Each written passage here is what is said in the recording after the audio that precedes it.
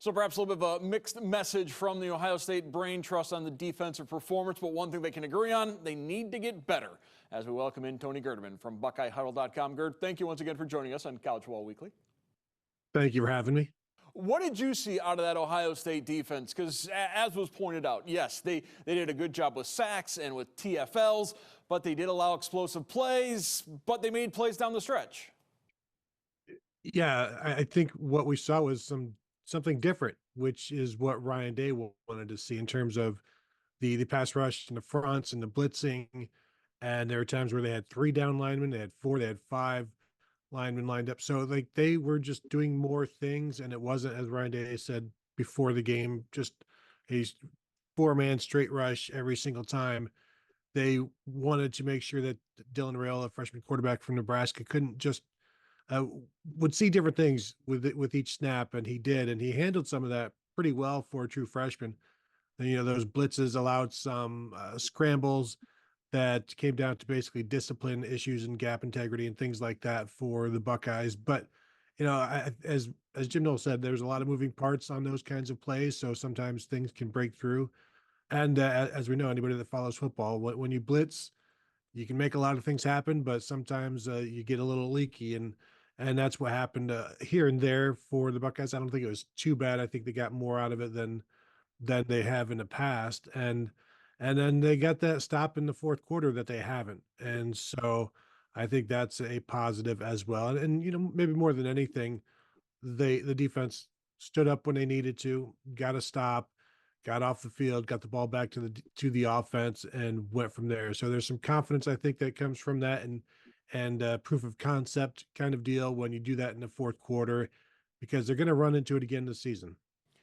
A lot of questions about the defensive line rotation, and you could almost hear certain elements of Buckeye fan base cringing when Jim Knowles said, whatever Larry Johnson deems appropriate, I'm fine with when it comes to the rotation on the D-line. Yeah, and you know, I don't know that I don't know if everybody knows that the position coaches are the ones who uh, send the guys in, pull the guys out. They run the rotations. They determine who gets what snaps. Now, coordinators and head coaches all have say in that, but you know, in the course of the game, most coordinators are just going to, and head coaches are going to allow the position coach to do what he's doing because he knows his players. He's supposed to know his players best. But you know, when you're seeing the lack of snaps for guys who are in Kenyatta Jackson, Caden Curry, these guys are 3rd-year guys.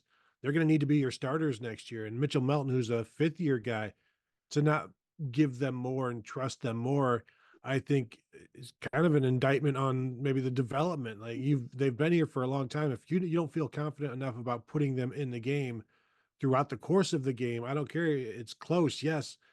Then that's a problem in itself. And to not get Jack Sawyer and JT Tuimoloau and Tyleik Williams and Ty Hamilton more, you know, just rests and the ability to catch their breath. I know they want to play as much as possible, and these last 2 games have been, you know, too close to go too deep into the rotation. But I don't think anybody's asking them to go deep into the rotation. They're just asking them to go into the rotation, and you see it here and there. But you have to wonder if one of the reasons that maybe the defense has not done well in the fourth quarter in forcing punts against top opponents is because they have been playing the entire game, and having that fourth quarter, if they were fresher, maybe they would get off the field more. And yet they were able to do that in this one. But I think it's a lesson that uh, I'm sure there have been conversations that, hey, you know, let's get those guys in and out a little bit more because we're going to need them when it matters most in the fourth quarter. This week, Ryan Day hammered the point that Ohio State's offensive struggles can be traced back to one statistic: 1 of 10 on 3rd down conversions. Why they were so bad on 3rd downs? Well, that's a whole other topic, and a lot of that begins with the offensive line. Zen Michalski got the start in place of Josh Simmons, and then Michalski left the game in the fourth quarter. So now here we are a couple weeks after Simmons was done for the season with the leg injury against Oregon, and we still don't know what the situation is at left guard and now at left tackle.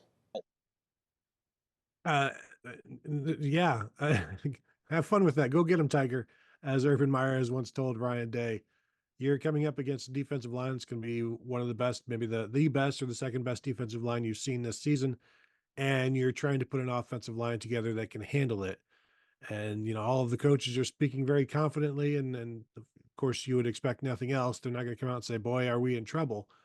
But based on what we saw last week, boy, are they in trouble, if they don't get things fixed. And Zen Maholski is still up in the air as to whether or not he can go. And Ryan Day said that if he can go, he would probably be the left tackle again. And I know when Buckeye fans heard that, they're like, "Are you sure?" And even in the room, in the media room, when Ryan Day said that, I asked him, basically, "Are you sure?" And somebody else after me asked, "Are you sure about that?" And just trying to get clarification on what their best lineup is, because clearly I don't think they've found it yet, and until they get their feet wet against Penn State, then maybe they'll figure it out there. But it needs to be better than it was last week, that's for sure. And then if it can be, then if you get that, increase that one of 10 third down to just 5 of 10, now you're talking at least 12 more plays, and anything can happen in those 12 plays. How many, and it wouldn't just be more than 12, just those 12 plays. You're compounding it with other first downs and things like that, and you're keeping drives going. And then now guys are getting more touches, and you're not just getting 4 targets for Emeka Abuka and Jeremiah Smith, which should never happen. But they also only had 47 or 48 snaps on offense, which is just the third time in the last 10 years that they've been under 50 snaps. So this is a rare one. And so you move on from it. But the thing that isn't rare is the last 2 games they've not been able to run the ball. So you got to fix that too. While Ohio State has questions on the offensive line, Penn State has questions at quarterback as starter Drew Aller left the Wisconsin game with a knee injury, and James Franklin earlier this week said it'll be a game day decision. So the Buckeyes have to prepare for 2 different quarterbacks. Now, even if Aller was completely healthy, they'd still have to prepare for 2 different quarterbacks because Penn State does use their backup in some running situations. Yeah, in fact, they'll put them both on the field at the same time. And you heard Jim Knowles and Ryan Day talk about the window dressing that Penn State does with their lineups and their formations. And so, yeah, they'll have them both out there at the same time. But Prabula is a pretty talented runner, and now he's starting to throw the ball more. I think he was like 9 of 11 or 8 for 10 in this past game against Wisconsin, throwing the ball. So he was accurate, and they're not necessarily asking him to throw downfield. They may have to if Aller can't go. But the good thing for Ohio State is they're going to prepare for both of those guys anyway. So they do have to be aware of the running quarterback. They'll have to be aware of him when he's in there. But we saw Dylan Raiola, who came into that game with, I think, negative 89 yards rushing this season. And I believe he had like 43 in the first half because of scrambles. So it doesn't really matter who the quarterback is. If you get a little undisciplined, get out of your lane, anybody can pick up yards on you. I think one of the interesting subplots between this matchup, Ohio and Pennsylvania share a border. Starting quarterback for Penn State is from Ohio. Starting quarterback for Ohio State is from Pennsylvania. So there's a little bit something extra for both Aller and Will Howard in this game. Yeah, one of the fun little notes that I think all of the coaches will try to downplay it a little bit, but they know, like, I don't think the quarterbacks are necessarily going to downplay it. And Will Howard certainly didn't after the game against Nebraska when he was asked about this one, and saying he wants to. Basically, we'll see if he should have been good enough to be offered by Penn State. He grew up a Penn State fan, wanting an offer from Penn State, didn't get it. So he's more motivated, and everybody's motivated to win this one. But Will Howard comes in with a little bit of extra juice in this one. I'm fascinated to see how he does. Everybody can want it as bad as more worse than anybody else, but you still have to execute. He can come into this game and think he's going to do this and this and that, but he's got to have time to do it. He's got to be making the right decisions. He's got to be making the right reads.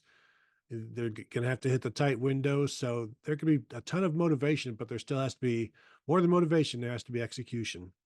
Whenever Ryan Day and James Franklin go head-to-head, part of the conversation is who needs this win more, because both of these coaches have struggled in these big-time matchup games. Ohio State has held the edge over Penn State, 7 straight victories. James Franklin did get that win back in 2016, a blocked field goal that spurred on Penn State to the victory, his only win over Ohio State, and perhaps a win that saved him his job back in 2016. But these are 2 coaches that both are needing signature victories.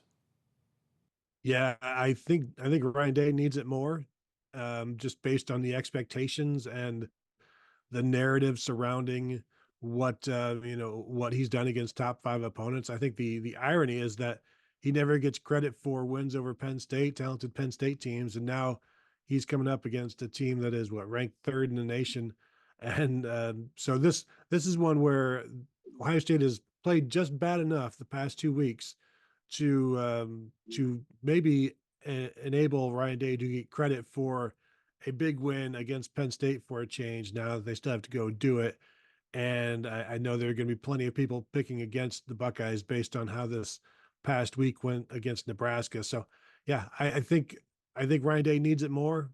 James Franklin would love to have it, but I think they feel pretty good about their situation regardless in terms of Penn State and the playoffs. I think this 12-team playoff was made for them in a sense, and so they'd love to have it. They'd be happy to have it. I think Ryan Day needs it.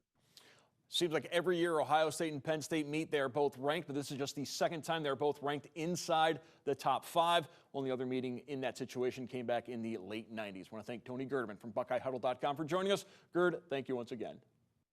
Thank you.